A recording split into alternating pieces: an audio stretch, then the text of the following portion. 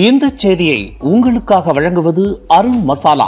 1983 ஆண்டிலிருந்து தரத்துடன் தன்மை மாறாத அறுசுவை சமையலுக்கான அருண் மசாலா.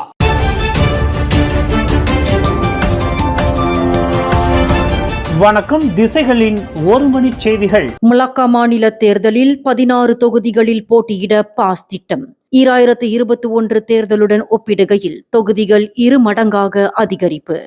இவ்வாண்டு நடைபெறவுள்ள மலாக்கா மாநில தேர்தலில் பாஸ் கட்சியானது மொத்தமுள்ள 28 தொகுதிகளில் 16 தொகுதிகளில் போட்டியிட திட்டமிட்டுள்ளதாக அறிவித்துள்ளது. பாஸ் போட்டியிட விரும்பும் தொகுதிகள் ஏற்கனவே அடையாளம் காணப்பட்டுள்ளதாகவும் அவற்றில் 15 தொகுதிகள் தற்போது பரிசான் நேஷனல் வசத்தில் உள்ளதாகவும் மலாக்கா பாஸ் தலைவர் ஜுல்கிஃப்லி இஸ்மாயில் தெரிவித்துள்ளார். பந்தாய் குண்டோர், பயாரும்போட், கிளேபாங், தஞ்சோங் பிடாரா, ஆயர் லிமாவ், லிங்கி, தாபோ நனிங், ரெம்பியா, டுரியான் துங்கால் உள்ளிட்ட மொத்தம் 16 தொகுதிகளில் பாஸ் போட்டியிட உள்ளது. கடந்த 2021 ஆண்டு நடைபெற்ற மாநில தேர்தலில் பாஸ் குறிவைத்துள்ள இந்த தொகுதிகளில் பெரும்பாலான தொகுதிகள் அம்னோ வென்றது. அவற்றில் கிளேபாங் தொகுதியை மட்டும் மாசிசா கைப்பற்றியது. அதேவேளையில் ரெம்பியா தொகுதியில் அம்னோ வென்றிருந்தாலும் கூட அதன் சட்டமன்ற உறுப்பினர் ஜைலானி காமிஸ் பின்னர் கட்சி தாவல் தடுப்பு சட்டம் அமலுக்கு வருவதற்கு முன்பாக பாஸ் கட்சியில் இணைந்தார். பாஸ் கட்சியின் இம்முடிவானது அண்மையில் மலாக்கா பாஸ் தேர்தல் இயந்திர தொடக்க நிகழ்வில் பாஸ் கட்சியின் தேர்தல் இயக்குனர் சனுசினோர் வெளியிட்ட அறிவிப்புடன் ஒத்துப்போவதாகவும் ஜுல்கிஃப்லி இஸ்மாயில் குறிப்பிட்டுள்ளார்.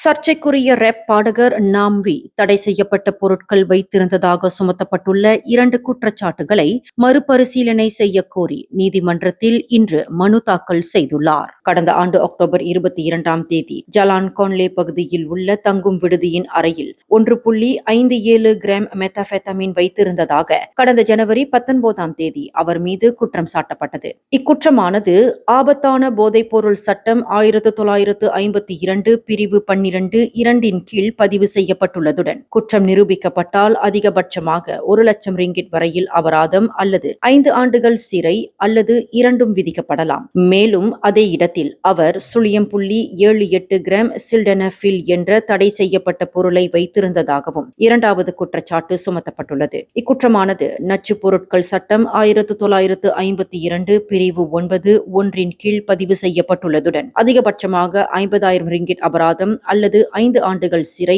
அல்லது இரண்டும் விதிக்கப்படலாம். இந்த 2 குற்றச்சாட்டுகளையும் மறுத்துள்ள நாம்வி தாம் குற்றமற்றவர் என நீதிமன்றத்தில் தெரிவித்திருந்தார். இதற்கு முன்னதாக கடந்த ஆண்டு டிசம்பர் 22 போதைப்பொருள் பயன்படுத்தியதாக குற்றம் சுமத்தப்பட்ட தனி வழக்கில் பரிசோதனை முடிவுகள் எதிர்மறையாக வந்ததை அடுத்து நீதிமன்றம் அவரை விடுவித்தது குறிப்பிடத்தக்கது. ஜொஹூர் மாநில பர்சத்து கிளையின் முன்னாள் தலைவர் தான் லெக்காங் தவறுதலாக தன்னை தானே துப்பாக்கியால் சுட்டுக் கொண்டதில் காயமடைந்தார். இச்சம்பவத்தில் அவர் மார்பு பகுதியில் காயமடைந்திருப்பதாகவும் அவருக்கு சுல்தான் இஸ்மாயில் மருத்துவமனையில் அறுவை சிகிச்சை அளிக்கப்படுவதாகவும் தகவல்கள் கூறுகின்றன. கொத்ததிங்கி பகுதியில் உள்ள துப்பாக்கி பயிற்சி மையத்தில் பிற்பகல் 3 மணியளவில் நடந்த இச்சம்பவத்தை அடுத்து மாலை 5:30 மணியளவில் அவர் அவசர சிகிச்சைக்காக மருத்துவமனையில் அனுமதிக்கப்பட்டுள்ளார். பயிற்சியின் போது ஆயுத மீதம் இருந்த குண்டு இருப்பதை கவனிக்காமல் சுட்டுவிட்டதால் விபத்து ஏற்பட்டிருக்கலாம் என முதற்கட்ட தகவல்கள் கூறுகின்றன. இச்சம்பவம் குறித்து போலீசார் மேலதிக விசாரணைகளை மேற்கொண்டு வருகின்றனர்.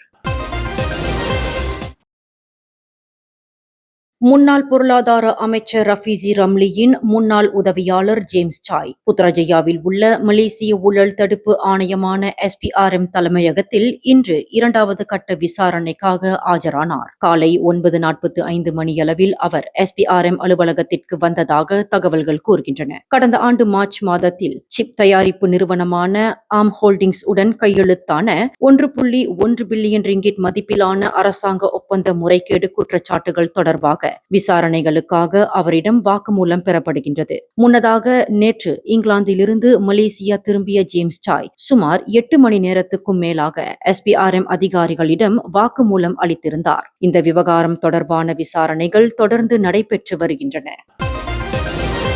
தொழிலதிபரும் சமூக ஊடக பிரபலருமான அலிஃப் ஷுக்ரி கமர் ஜமானுக்கு எதிராக முன்னாள் அமைச்சர் அப்துல் கடீர் ஷேக் ஃபட்சீர் தாக்கல் செய்திருந்த அவதூறு வழக்கில் கோலாலம்பூர் உயர்நீதிமன்றம் இன்று தீர்ப்பு வழங்கியுள்ளது. தனது அவதூறான சமூக ஊடக பதிவுகள் தொடர்பாக அலிஃப் ஷுக்ரி முன்னாள் அமைச்சரான அப்துல் கடீருக்கு 2,50,000 ரிங்கிட் இழப்பீடு வழங்க வேண்டும் என்று நீதிமன்றம் உத்தரவிட்டுள்ளது. மேலும் வழக்கு செலவாக 50,000 ரிங்கிட் வழங்கவும் உத்தரவிடப்பட்டுள்ளது. கலாச்சாரம், கலை மற்றும் சுற்றுலாத்துறை முன்னாள் அமைச்சரான 86 வயதான அப்துல் கடீர் ஷேக் ஃபட்சீர் 3 ஆண்டுகளுக்கு முன்பு அலிஃப் ஷுக்ரியின் சர்ச்சைக்குரிய சமூக ஊடக பதிவுகள் தொடர்பாக அவர் மீது வழக்கு தொடுத்திருந்தார். மில்லியன் கணக்கில் கடீர் கடன்பட்டுள்ளார் என்று அலிஃப் ஷுக்ரி சமூக ஊடகத்தில் கூறியதாகவும் அந்த குற்றச்சாட்டு தனது நட்பெயருக்கு கடுமையான சேதத்தை ஏற்படுத்தியதாகவும் கடீர் தனது மனுவில் குறிப்பிட்டிருந்தார்.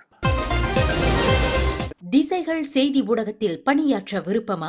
விற்பனைத் துறையில் சாதிக்கும் ஆர்வம் கொண்டவரா நீங்கள்? அப்படியென்றால் நாங்கள் தேடுகின்ற நபர் நீங்களாக இருக்கலாம். புதிதாக பட்டம் பெற்றவர்களும் விண்ணப்பிக்கலாம். விண்ணப்பதாரர்கள் சொந்த வாகனத்தை கொண்டிருக்க வேண்டும். மின்னஞ்சல் admin@திசைகள்news.com. தொடர்பு எண்கள் 0361811414 அல்லது 0123516515. தீபகற்ப மலேசியாவில் 14 இடங்கள், சபாவில் 2 இடங்கள் மற்றும் சரவாக்கில் ஓரிடம் என மொத்தம் 17 இடங்களில் வெப்பமான வானிலை காரணமாக படிநிலை 1 எச்சரிக்கை அறிவிக்கப்பட்டுள்ளது. மலேசிய வானிலை ஆய்வு மையமான மெட் மலேசியா வெளியிட்டுள்ள தகவலின்படி பெர்லிஸ், கெடா, பேரா, கிளாந்தான், கோலாலம்பூர், சபா, சரவா மாநிலங்களில் முக்கிய பகுதிகளில் இந்த எச்சரிக்கையானது விடுக்கப்பட்டுள்ளது. குறிப்பாக ஸ்லாங்கூரில், கோம்பாக், செப்பாங் உள்ளிட்ட இடங்களில் வெப்பநிலையானது படிநிலை 1 எட்டியுள்ளது. தொடர்ச்சியாக 3 நாட்கள் தினசரி அதிகபட்ச வெப்பநிலை 35 டிகிரி செல்சியஸ் முதல் 37 டிகிரி செல்சியஸ் வரை பதிவானால் படிநிலை 1 வெப்ப எச்சரிக்கை வழங்கப்படும் என்றும் மெட் மலேசியா குறிப்பிட்டுள்ளது.